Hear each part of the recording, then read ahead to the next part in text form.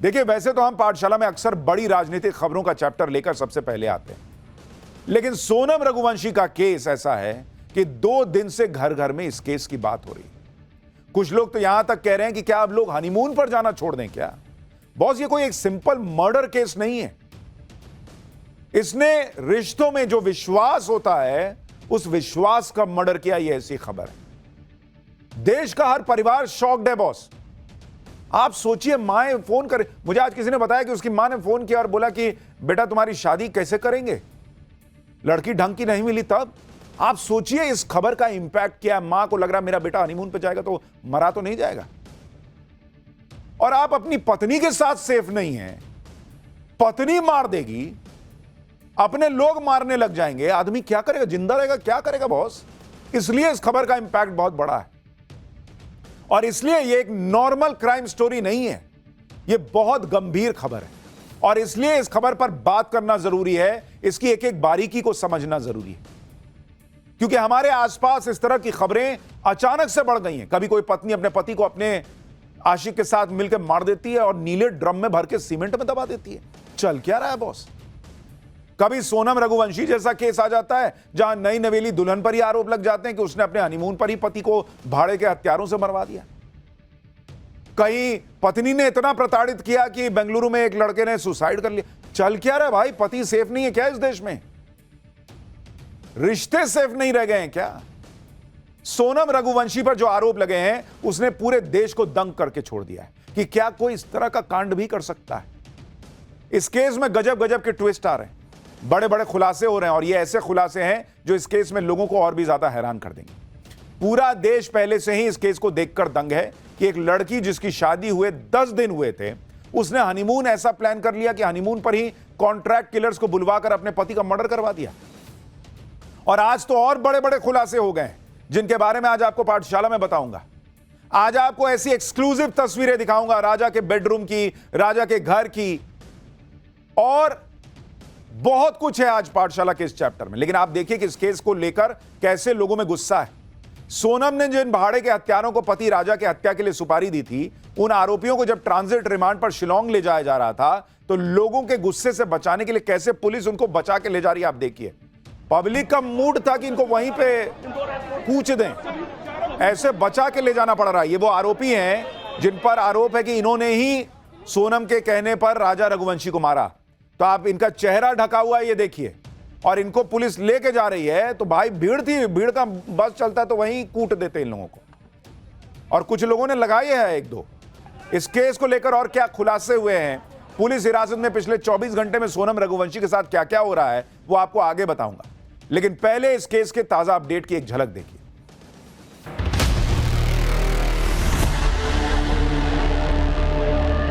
देखिए, राज बेकसूर होता कभी तो जिंदा सोनम की बात नहीं करता।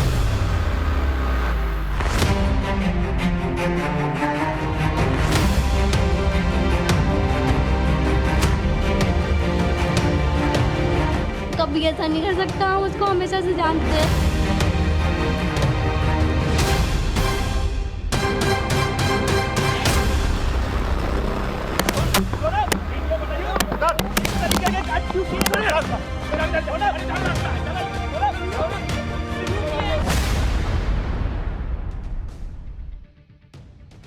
सोनम रघुवंशी केस में जैसे जैसे नए नए खुलासे हो रहे हैं, वैसे वैसे लोग कह रहे हैं कि इस लड़की ने क्या क्या कांड कर डाले। आज सोनम को लेकर जो खुलासा हुआ वो तो रोंगटे खड़े कर देने वाला है। पुलिस सूत्रों के मुताबिक 23 मई को फोटोशूट का बहाना करके राजा को सोनम पहाड़ी कोरसा इलाके में लेकर गई थी। यहां प्लान के मुताबिक तीनों सुपारी किलर्स राजा और सोनम से मिले, जिसके बाद सुपारी किलर्स भी सोनम और राजा के साथ पहाड़ी पर पहुंचे। इस दौरान पहाड़ पर चढ़ते चढ़ते आरोपी थक गए तो उन्होंने राजा की हत्या करने से मना कर दिया, कहा जा रहा है। इसके बाद सोनम ने इन जो किलर्स थे इन्हें 20 लाख रुपए का ऑफर दिया, कहा जा रहा है, और कहा कि मारना तो पड़ेगा ही, मारोगे कैसे नहीं, 20 लाख रुपया दूंगी। इसके बाद सोनम ने राजा के पर्स से निकालकर 15,000 रुपए हत्यारों को दे दिए। आप सोचिए क्या ही महिला है ये, जो आरोप लग रहे हैं इस पर कि मतलब किलर कह रहा है कि मैं नहीं और चढ़ पाऊंगा, मैं नहीं मार पाऊंगा, तो कह रही 20 लाख रुपया और दूंगी, मारोगे कैसे नहीं तुम। और फिर उसी आदमी अपने पति के पर्स से पैसा निकाल के 15,000 दे रही है हत्यारों को कि मारो इसको। इस दौरान जैसे ही सुनसान जगह पड़ी, सोनम ने कातिलों को ऑर्डर दिया और कहा कि मार दो इसे। इसके बाद एक सुपारी किलर ने राजा के सिर पर पीछे से वार कर दिया, लेकिन राजा उससे भिड़ गया। तभी राजा के सिर के आगे एक और वार किया गया और राजा लहूलुहान होकर जमीन पर गिर गया। इसके बाद जब कातिल उसे खाई में फेंकने लगे तो सोनम ने इसमें भी हत्यारों की मदद की, कहा जा रहा है। पुलिस सूत्रों के मुताबिक जिस वक्त राजा को खाई में फेंका गया उस वक्त वो जिंदा था। आप सोचिए बॉस, आपने ऐसी कहानी फिल्मों में सुनी होगी कि भाई इस तरीके से किसी को मार दिया बॉयफ्रेंड के साथ मिलके या प्लान करके। लोग शॉक्ड हैं कि क्या ही कैरेक्टर है ये सोनम, जो आरोप लग रहे हैं उसको सुन के, कि मतलब जो कातिल है वो पीछे हट जा रहा है लेकिन करिए नहीं मारना होगा, और फिर लाश उसको नीचे फेंकने में, राजा को खाई में फेंकने में मदद कर रही है। कैसा मजबूत कलेजा होगा। ये बताने के लिए कलेजा नहीं था कि मेरा अफेयर चल रहा है जो आरोप लग रहा है, मारने के लिए कलेजा था। और इसलिए मैं ये कह रहा हूं कि ये खबर देखना हर घर घर के लिए बहुत जरूरी है बॉस, कि आपके घर में चल क्या रहा है, आपकी बेटी आपका बेटा, उनके बीच क्या चल रहा है, उनके अंदर क्या पक रहा है, ये समझना बड़ा जरूरी है बॉस। पति को खाई में फेंक दिया, बताइए। और बताइए राजा पे क्या बीती होगी। इतना खुश था, उसने देखा होगा अपने आंखों के सामने कि जिस लड़की के लिए, और अभी आपको राजा का कमरा दिखाऊंगा तो आपको और एकदम दिल रोने लगेगा कि वो लड़का कितना प्यार करता था इस लड़की से, और उसने जब देखा होगा मरते मरते कि मुझे नीचे फेंक रही है लड़की, बाप रे बाप क्या बीती होगी उसमें। पति को खाई में फेंकने के बाद सोनम ने राजा के फोन से उसके सोशल मीडिया अकाउंट पे पोस्ट करके लिखा कि 7 जन्मों का साथ है। सोचिए जिस पति के साथ 7 जन्मों का साथ निभाने की कस्में खाई थी, उस पति को लहूलुहान करके खाई में जिंदा फेंक दिया, जिसके कई दिनों बाद राजा की सड़ी गली हालत में लाश मिली। और दिमाग देखिए कि उससे उसी के मोबाइल से पोस्ट कर रही है कि 7 जन्मों का साथ है, ताकि किसी को शक ना हो कि पत्नी ऐसा कर सकती है। शिलोंग में राजा रघुवंशी की body Wei Sawdong waterfall के पास मिली थी। शिलोंग में टाइम्स नाउ नवभारत की टीम भी मौजूद है। टाइम्स नाउ नवभारत की टीम उस इलाके में पहुंची जिस इलाके में सोनम राजा रघुवंशी को लेकर गई थी। यह वो इलाका है, देखिए बॉस, यह वो जगह है जहां बहुत कम टूरिस्ट आते हैं। यहां स्थानीय गांव के विवाद के चलते टूरिस्ट लिमिटेड आते हैं। हमारी टीम इस इलाके में पहुंची और वहां ज्यादातर इलाका सुनसान था। सुनसान जंगलों वाले इस इलाके से हमारे सहयोगी गौरव और पूजा की रिपोर्ट आपको दिखाता हूं, जो आपको बताएगी, आपको यह अंदाजा करने में मदद देगी कि उस वक्त राजा रघुवंशी के साथ क्या हुआ होगा। देखिए एक्सक्लूसिव रिपोर्ट।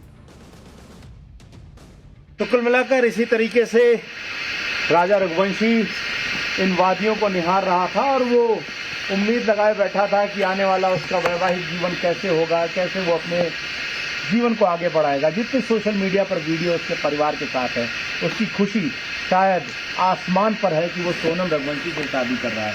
लेकिन उसको नहीं पता था कि सोनम रघुवंशी वो एक दुल्हन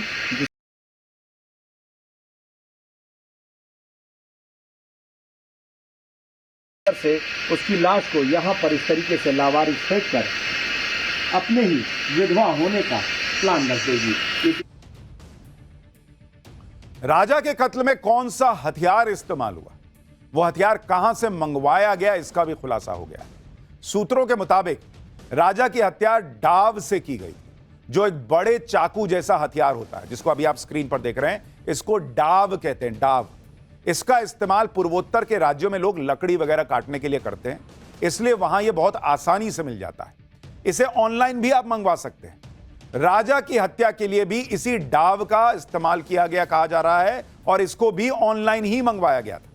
बताया जा रहा है कि डाव से ही हत्या इसलिए की गई ताकि यह लगे कि राजा की हत्या स्थानीय बदमाशों ने जेवर लूटने के लिए की, क्योंकि भाई फॉरेंसिक जांच होगी, पोस्टमार्टम होगा, तो उसमें जब जांचा जाएगा कि भाई किस तरह का जख्म है, तो भाई डॉक्टर बताएगा कि ये तो डाव का लग रहा है, किसी धारदार बड़े हथियार से हुआ है। अच्छा, तो डाव हो सकता है, तो डाव कौन यूज करेगा? तो लोकली आदमी ना यूज करेगा।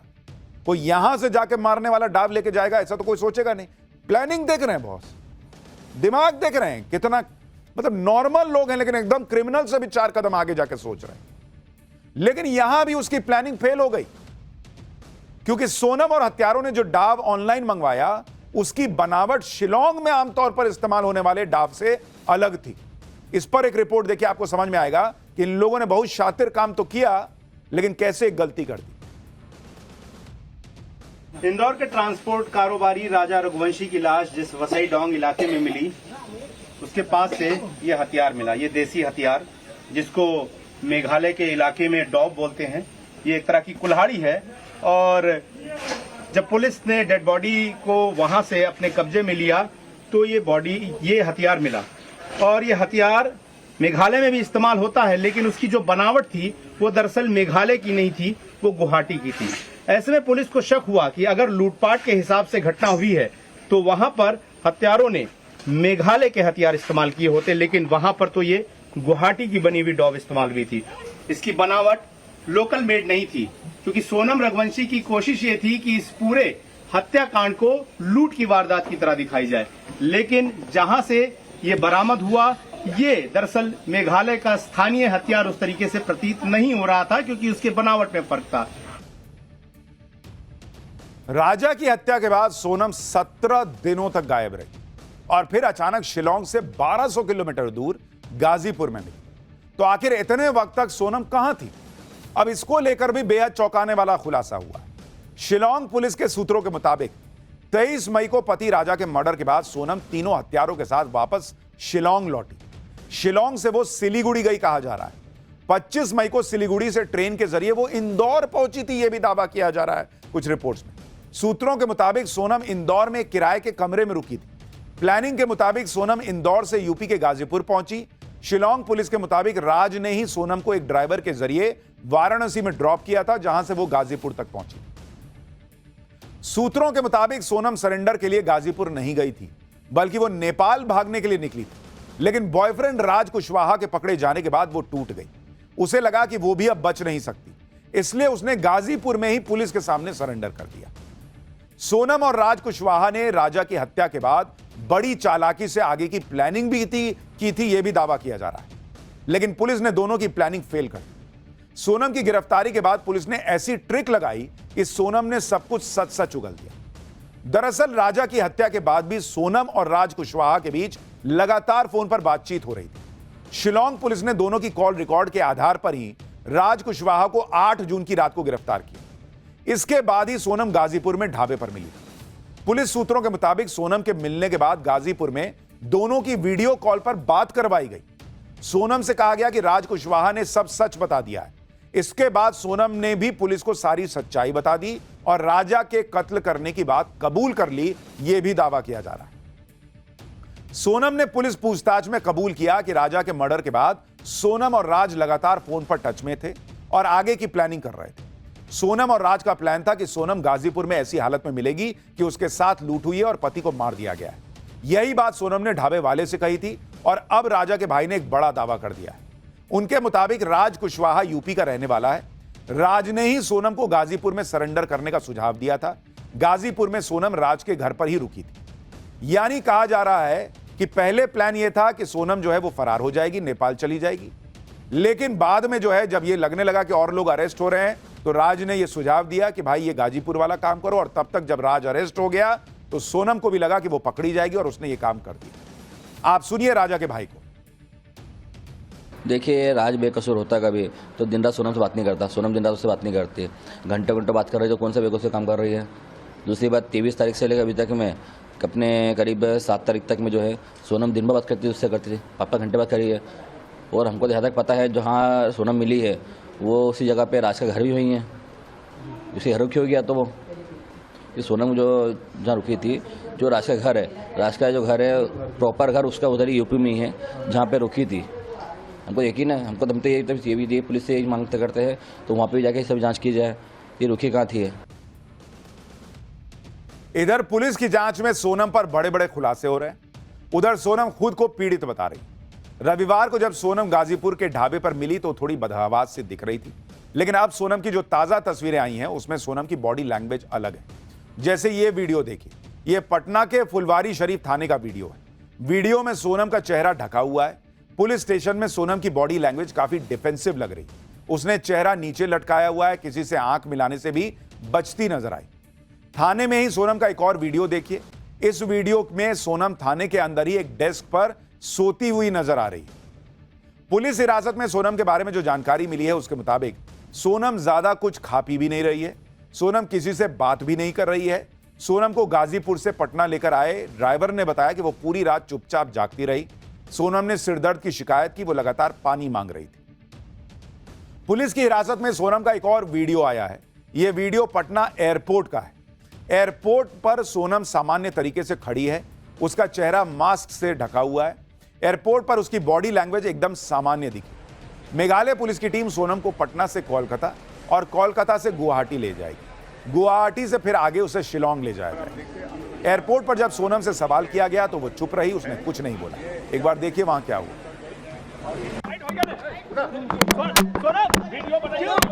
इस तरीके के काट क्यों किए? इधर रास्ता है, सोनम क्यों किए?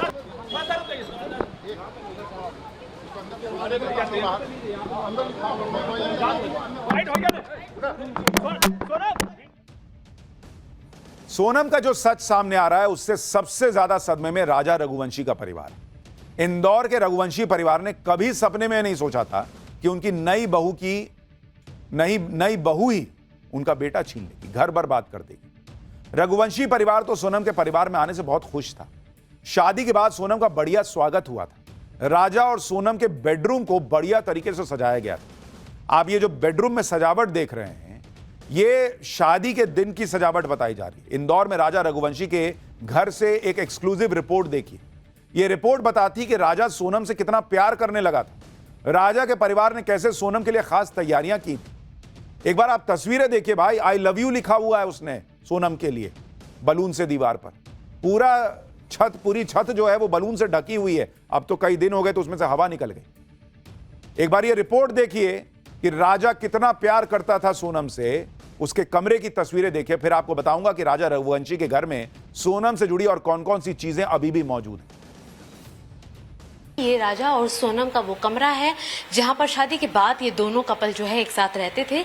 बाकायदा इस पूरे कमरे की अगर आप तस्वीर देखेंगे, आप अंदाजा लगा सकते हैं कि एक नवविवाहित जो जोड़े का कमरा होता है जिसे सजाया जाता है, कुछ उसी तरीके से इसे अभी भी सजाया गया है।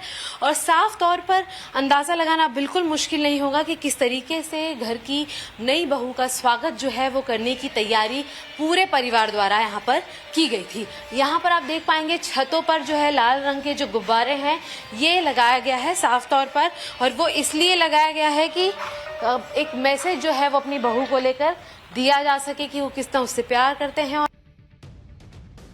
जब सोनम शादी करके पहली बार राजा के घर आई तो पूरे रीति रिवाज से सोनम का गृह प्रवेश हुआ। रीति रिवाज के मुताबिक राजा के घर में सोनम के हल्दी वाले हाथ दीवार पर आज भी छपे हुए हैं। ये तस्वीरें देखिए, ये सोनम के हाथ है। उस समय हल्दी लगी थी। आज कहा जा रहा, आरोप लग रहा है कि सोनम के इन्हीं हाथों में खून से सने हैं वो हाथ, राजा के खून से सने, जिन पे कभी हल्दी लगी। शादी में मिले गिफ्ट, शादी में पहनी राजा की जूती, सब कुछ जैसा का तैसा वहां मौजूद है। राजा रघुवंशी के घर से एक और रिपोर्ट देखिए, फिर आपको बताता हूं पूछताछ में क्या पता चल रहा है।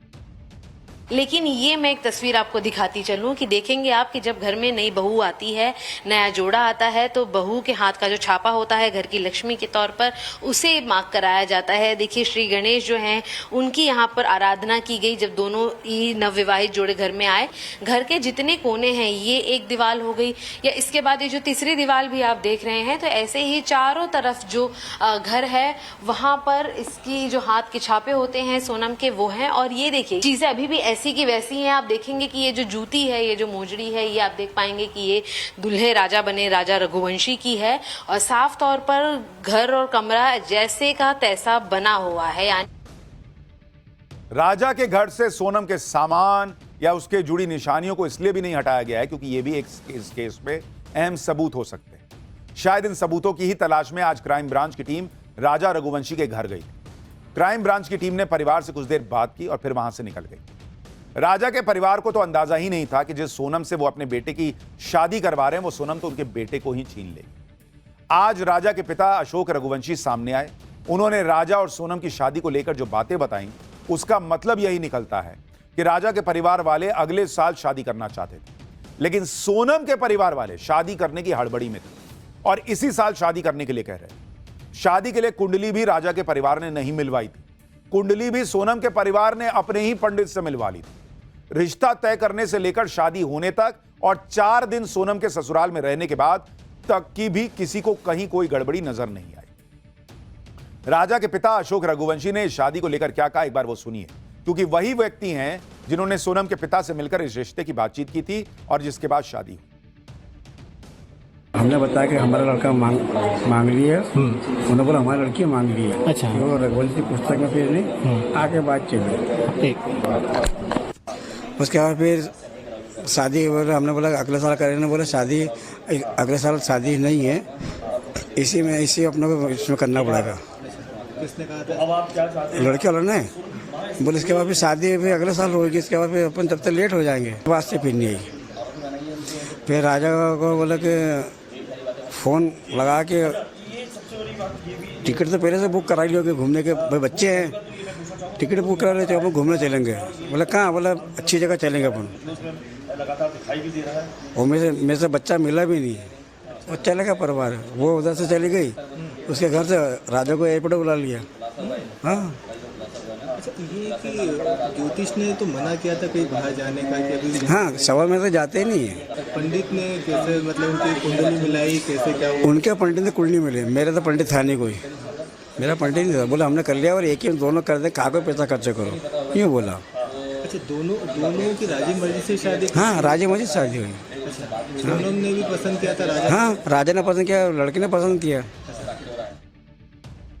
सोनम ने अपने कातिल इरादों के बारे में राजा रघुवंशी के परिवार को जरा सी भी भनक नहीं लगने दी। राजा और उसका परिवार तो इस शादी को लेकर काफी खुश था।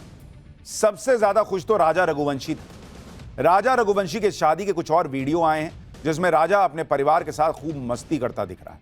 जैसे ये वीडियो देखिए, और राजा और उसकी बहन दोनों शादी को लेकर काफी एक्साइटेड दिख रहे हैं। शादी से पहले तैयारियों से लेकर शादी तक की रील बनाई जा रही थी।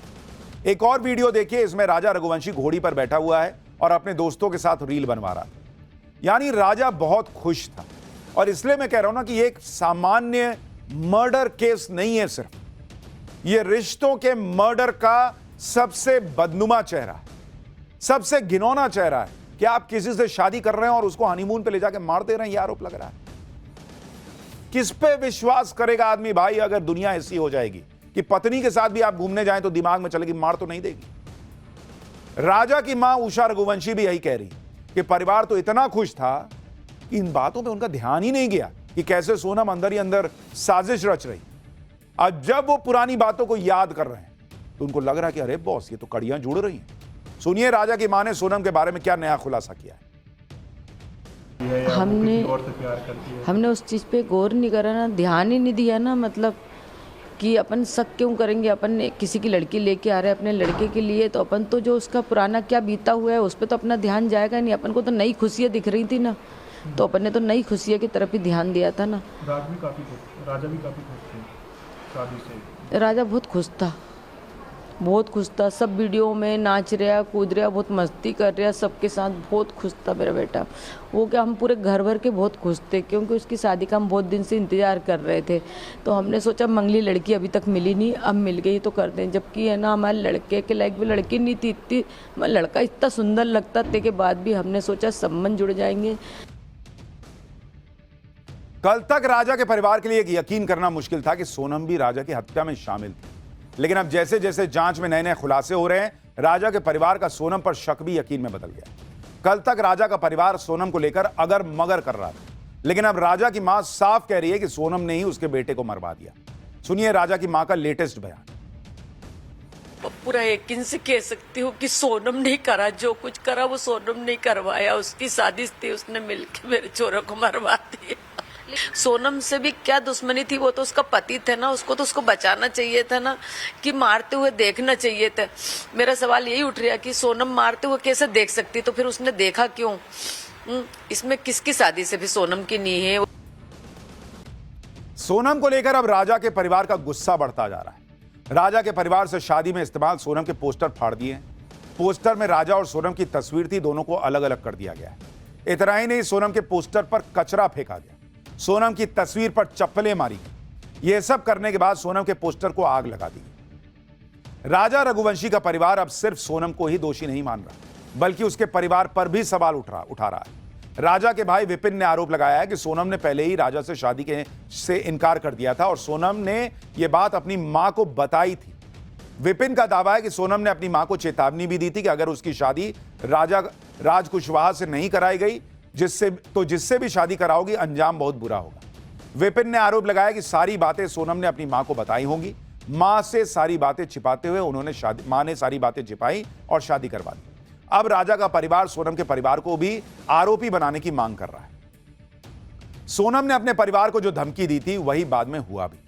राजा का जो हश्र हुआ वो पूरे देश ने देखा कि कैसे हनीमून पर पत्नी को लेकर गए पति की हत्या कर दी गई। ऐसा केस तो कभी किसी ने देखा सुना नहीं था। आप ये भी देखिए कि जिस राज के साथ सोनम के अफेयर की बात चल रही है उस राज ने आखिर तक किसी को शक नहीं जाहिर होने दिया।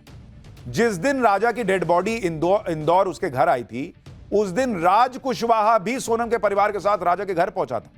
कल हमसे पाठशाला में बात करते हुए राजा की मां ने यह बात बताई थी और अब उसका वीडियो भी आ गया है उस दिन का। इसमें आपको यह लड़का दिख रहा है, यह भाई सोनम के पिता को सहारा देता हुआ चल रहा है, यही लड़का राज कुशवाहा है। और आप इसकी बॉडी लैंग्वेज देखिए, ऐसा लग रहा है जैसे वो राजा की मौत से कितना दुखी है। इस वीडियो में सोनम के पिता को जो दूसरा लड़का सहारा दे रहा है वो राजा का फ्रेंड अभिषेक है, जिससे टाइम्स नाउ नवभारत ने बात की। सुनिए उसने क्या बताया। उसकी पूरी कोशिश थी कि पुलिस की आंखों में धूल झोंकना, सभी लोगों की आंखों में धूल झोंकना, और वो लेकर आया था उसके मम्मी पापा को, सोनम के मम्मी पापा को वो खुद लेकर आया था यहाँ पे। और जब उसके पापा चलने की हालत में नहीं थे तो हम दोनों ने उनको डर था, बट ये नहीं जान पाए थे हम कि ये भी हो सकता है। अच्छा, आपको डाउट था कि इस तरह कुछ डरा हुआ सा लग रहा है? डरा हुआ तो था ही सही ना वो, क्योंकि उनके यहाँ काम करता था। हो सकता है कि अब सर थे उसके, वो तो हो सकता है कि शायद डरता हो उनसे, पर उसके चेहरे पे अभी जो वीडियो देखी अपन ने उसके चेहरे पे एक डर अलग ही झलक रहा है। राजा के परिवार को अब पक्का यकीन होने लगा है कि राज और सोनम ने मिलकर राजा के मर्डर को प्लान किया था। पुलिस ने भी राज और सोनम की प्रेम कहानी का खुलासा किया है, लेकिन अब राज के परिवार वालों ने नया सस्पेंस क्रिएट कर दिया। अब राज का परिवार सामने आया है जिनका दावा है कि सोनम को राज दीदी दीदी बोलता था। सोनम भी राज को भैया कहकर बुलाती थी। तो ये बॉयफ्रेंड गर्लफ्रेंड कैसे हो सकते हैं, परिवार पूछ रहा है। टीवी पर न्यूज देखने के बाद राज को हत्या का पता चला था, यह भी उस राज का परिवार दावा कर रहा है। यानी राज कुशवाहा के परिवार का दावा है कि राज तो सोनम को बहन मानता था, सोनम राज को भाई मानती थी। वो आशिक कैसे हो सकता है? राज और सोनम के बीच कोई चक्कर ही नहीं चल रहा था, यह राज के परिवार का दावा है। सुनिए एक बार। नहीं कर सकता, हम उसको हमेशा से जानते हैं, उन दोनों को जानते हैं, वो नहीं कर सकते ऐसा। दोस्ती क्या बोल सकते अंकल, वहाँ पे काम करता था, उसको दोस्ती थोड़ी ना बोलते। एक नौकर और मालिक का रिश्ता था। जैसे वो मैम थी, वो दीदी बोलता था उनको, वो बोलता था दीदी, और वो भैया, ऐसे बात होती थी उनकी। अब ये कहानी में एक नया ट्विस्ट है। राज का परिवार कह रहा है कि भाई वो तो दीदी भैया थे, पुलिस कह रही है कि भाई ये तो बॉयफ्रेंड गर्लफ्रेंड थे, इसी चक्कर में कांड हो गया। कहीं कोई ऐसा तो नहीं कि कोई ऐसा कैरेक्टर है जो अभी कहानी में आया ही नहीं है। राज कुशवाहा की बहन के इस बयान ने कई बड़े सवाल खड़े कर दिए। लोग पूछ रहे हैं कि क्या राज कुशवाहा सिर्फ मोहरा तो नहीं है? क्या राजा की हत्या का मास्टरमाइंड कोई और है क्या सोनम की जिंदगी में कोई और भी था क्या? क्योंकि राज की बहन ही नहीं, राज की मां का भी आरोप है कि उनका बेटा तो छोटा बच्चा है जिसे फंसाया गया है। सुनिए राज की मां को। तब मेरा बच्चा कभी ऐसा काम नहीं कर सकता भैया, कभी ऐसा काम नहीं सकता। 20 साल की उसको मेरे भैया, जब से हम सुना 3 दिन से हम पानी नहीं पिए, जब से मेरा बच्चा गया। सोनम के भाई के यहाँ काम करता तो वो भी वही फैक्ट्री में वो भी काम करती थी। अब काम कर रहे में आप भी तो बात करोगे, कोई बात करेगा तो तुम भी बात करोगे। झूठा फंसा दिया भैया मेरे बच्चे को। राज की मां और बहन दोनों का आरोप है कि राज को फंसाया गया, लेकिन पुलिस की जांच में राज और सोनम की मिलीभगत से जुड़े खुलासे लगातार हो रहे हैं। अब सोनम और राज के चैट से भी बड़ा खुलासा हुआ है। पुलिस सूत्रों के मुताबिक सोनम राजा से शादी के बाद भी बॉयफ्रेंड राज के साथ व्हाट्सएप चैट करती थी। सोनम ने राज को मैसेज किया था कि उसका पति राजा उसके करीब आ रहा है, जो उसे बिल्कुल पसंद नहीं है। सोनम ने राज से मैसेज में कहा था कि उसे अपने पति का करीब आना पसंद नहीं है। सोनम ने राज से कहा कि राजा का कत्ल करने के बाद वो विधवा हो जाएगी और फिर उससे शादी कर लेगी। ये भी कुछ सोर्सेज दावा कर रहे हैं कि इस तरह की चैट्स मिली है। पुलिस के मुताबिक सोनम ने शादी के 3 दिन बाद ही बॉयफ्रेंड राज के साथ मिलकर अपने पति को मारने का पूरा प्लान बना लिया था। हालांकि ये खबरें अभी सोर्सेज के हवाले से और बहुत सारी जानकारियां जो आ रही है वो बहुत सारे सवाल खड़े कर रही है। इसलिए पुलिस की पूरी जांच हो जाने का इंतजार करना होगा। पुलिस के मुताबिक सोनम ने अपने पति को मारने की प्लानिंग तो शादी के बाद की थी, लेकिन क्या शादी से पहले ही सोनम तय कर चुकी थी कि वो राजा की हत्या करके राज से शादी करेगी? क्योंकि अब ऐसी थ्योरी भी चल रही है कि क्या सोनम ने अपनी कुंडली का मंगल दोष मिटाने के लिए अपने पति राजा की हत्या करवाई, जिससे मंगल दोष मिटने के बाद सोनम राज कुशवाहा से दूसरी शादी कर सके। क्योंकि मान्यताएं ऐसी हैं कि मांगलिक व्यक्ति की शादी गैर मांगलिक से करने पर जीवन में नकारात्मक असर पड़ सकता है। ऐसे में आम धारणा यह है कि मांगलिक व्यक्ति को मांगलिक से ही शादी करनी चाहिए या फिर मांगलिक दोष हटाने के लिए कोई उपाय करना होगा। जैसे सोनम और राजा दोनों मांगलिक थे और इसी वजह से दोनों की शादी भी दोनों के परिवार वालों ने करवाई। लेकिन अगर सोनम की शादी राजा से ना होकर राज से होती तो उसके लिए सोनम का मांगलिक दोष हटवाना पड़ता। मांगलिक दोष हटवाने के दूसरे उपाय होते हैं, लेकिन अब कुछ लोग यह कह रहे हैं कि मांगलिक दोष हटाने के लिए सोनम ने राजा को ही रास्ते से हटा दिया।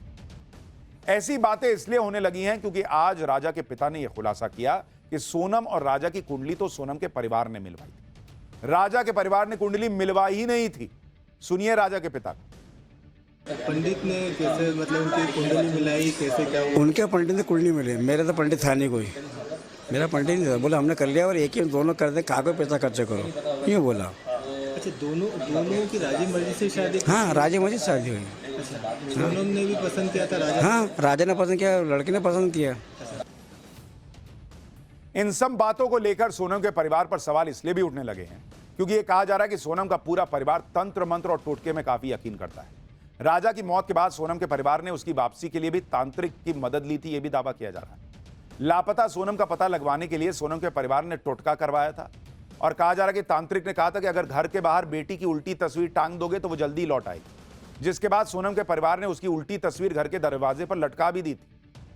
राजा रघुवंशी की हत्या का पूरा सच आना अभी बाकी है और इस सच की तलाश में आज इंदौर और मेघालय पुलिस ने जॉइंट ऑपरेशन भी चलाया।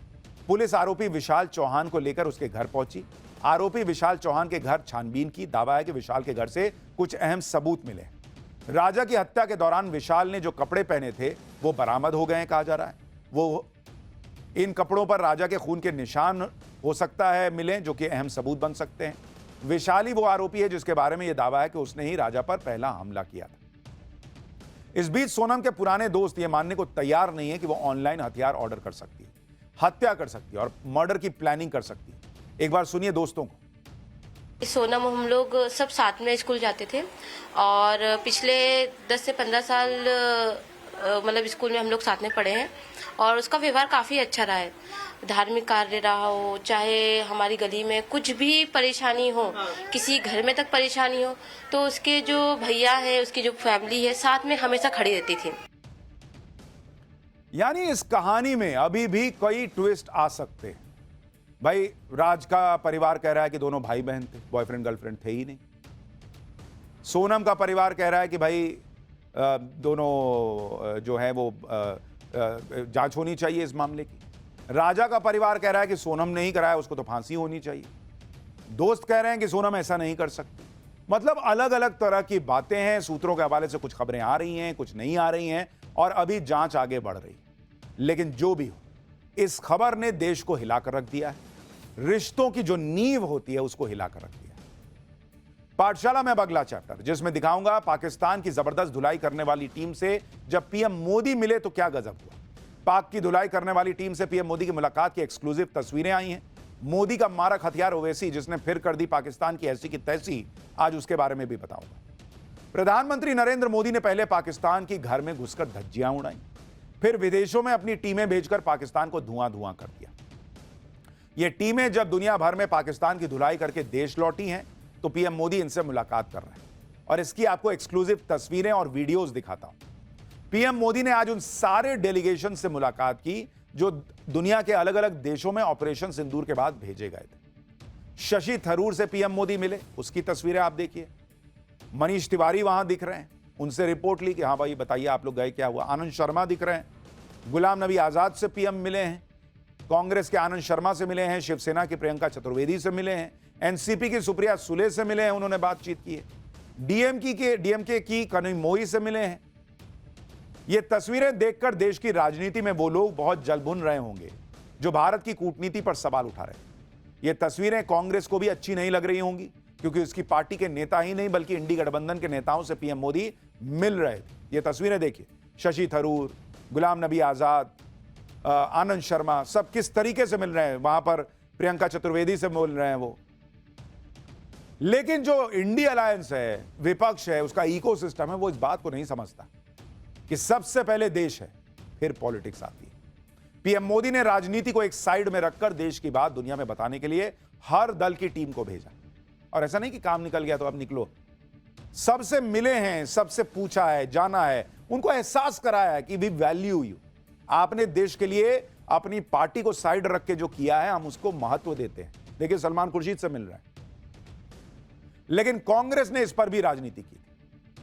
अच्छा, मैं आपको एक चीज और दिखाऊं, इसमें आपको असदुद्दीन ओवैसी नहीं दिख रहा है। ओवैसी कहां गायब हो गए? ओवैसी दिल्ली आए थे, लेकिन इस कार्यक्रम में नहीं दिख रहे। ओवैसी क्यों नहीं दिख रहे हैं, ये आगे बताऊंगा। लेकिन आप देखिए कि जो लोग सवाल उठा रहे थे, शशि थरूर पे कांग्रेस वालों ने कितने सवाल उठाए, लेकिन ना शशि थरूर जैसे नेताओं ने इसकी परवाह की, ना पीएम मोदी ने इसकी परवाह की कि विरोधी क्या कहें। क्योंकि नरेंद्र मोदी का एक ही मकसद है कि पाकिस्तान को हर तरफ से धोया जाए। भारत ने 7 डेलीगेशन भेजे थे जो दुनिया के अलग अलग 33 देशों में गए थे और आतंकवाद के मुद्दे पर पाकिस्तान को बुरी तरह से धोया। ऑपरेशन सिंदूर भारत ने क्यों किया, दुनिया को बताया। आज पीएम मोदी को डेलीगेशन के सदस्यों ने डिटेल रिपोर्ट दी। डेलीगेशन में शामिल सदस्य जैसे शशि थरूर, गुलाम नबी आजाद, आनंद शर्मा, अनुराग ठाकुर, निशिकांत दुबे, मनीष तिवारी, पीएम मोदी को अपने टूर के बारे में जानकारी दी। इन्होंने जिस देश में डेलीगेशन गया वहां किस तरह का रिस्पॉन्स मिला ये बताया गया, भारत को किस तरह का समर्थन मिला ये सब पीएम मोदी को बताया गया। भारत के 7 डेलीगेशन विदेश गए थे और इसमें सबसे ज्यादा चर्चा हुई ओवैसी वाले डेलीगेशन, जिसकी अध्यक्षता जय पांडा कर रहे थे।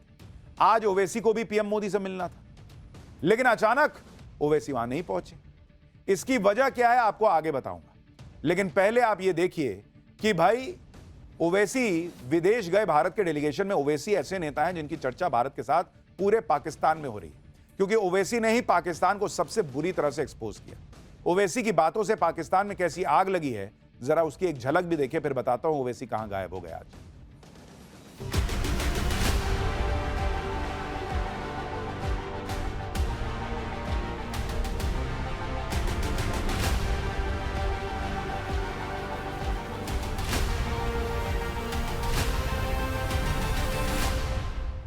पाकिस्तान मुर्दाबाद, पाकिस्तान मुर्दाबाद, भारत जिंदाबाद, भारत जिंदाबाद। छोड़िए ना, बचपने की बातें नहीं करना।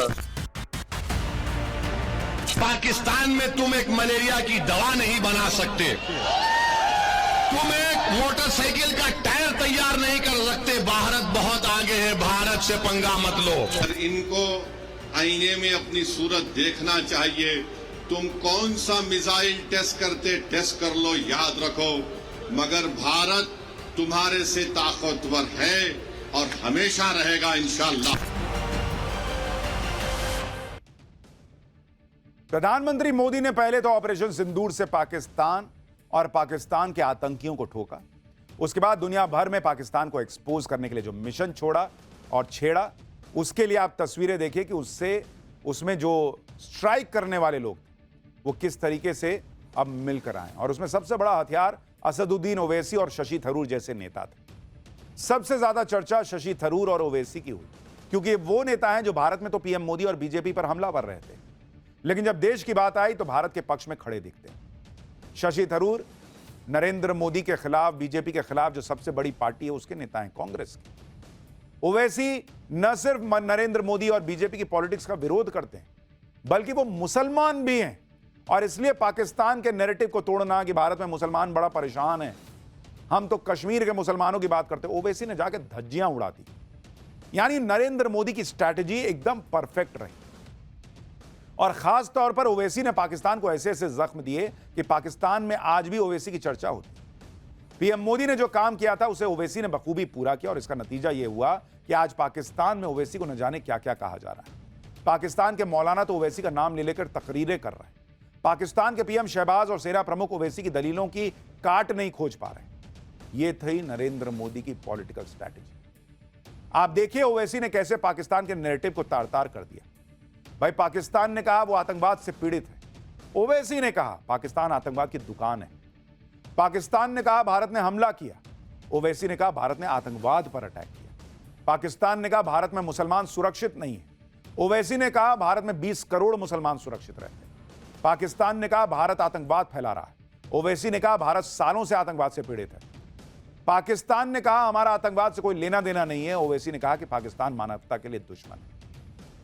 पाकिस्तान ने कहा हम भारत को करारा जवाब देंगे। ओवैसी ने कहा मलेरिया की दवा तो तुमसे बनती नहीं, तो हमसे क्या टक्कर लोगे। सबसे बड़ी बात यह है कि असदुद्दीन ओवैसी ने यह सारी बातें मुस्लिम देशों में जाकर कहीं।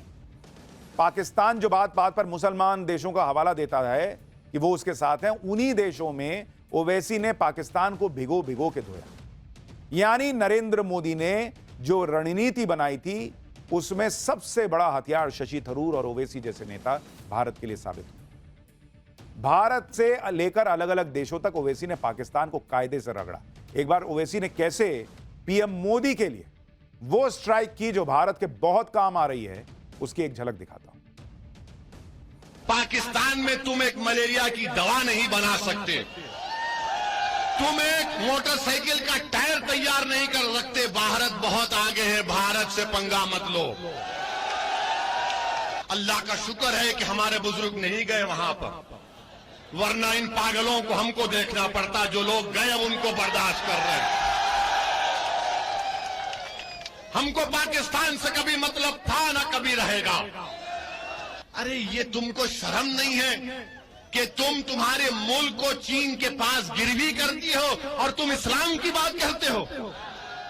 वो चीन जो जिनजियांग में मुसलमानों को 20 लाख मुसलमानों को कैद में बंद कर दिया, जिनको जबरन सूअर खिलाया जा रहा है चीन में, आज वो मिनिस्टर इस्लाम की कामयाबी की बात करता है। पाकिस्तान को एक्सपोज करने के लिए भारत के 7 डेलीगेशन ने किस तरह से काम किया और कैसे पीएम मोदी के इस फैसले से आतंकवाद के खिलाफ ऑपरेशन सिंदूर और भारत के स्टैंड को दुनिया ने माना, अब आपको यह भी बताता हूं।